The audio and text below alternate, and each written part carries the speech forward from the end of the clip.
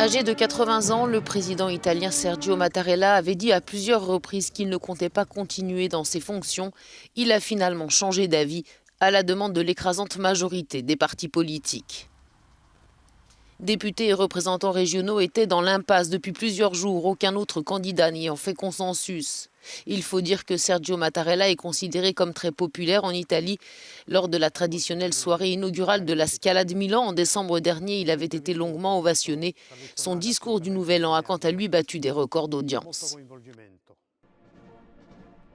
En 7 ans, il a connu pas moins de 5 chefs de gouvernement. A vu en 2018 les populistes arriver au pouvoir en la désignation de Giuseppe Conte au poste de Premier ministre.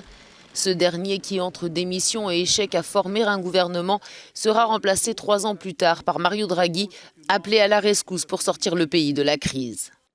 L'ex-chef de la Banque centrale européenne était jusque-là donné favori pour la présidence de la République.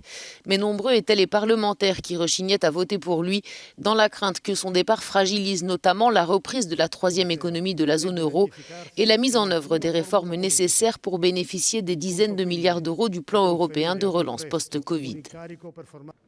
C'est donc Sergio Mattarella qui rempile pour 7 ans un poste qui en Italie est largement protocolaire, mais qui confère à son détenteur un rôle important en cas de crise politique dans un pays dont le paysage politique est très morcelé.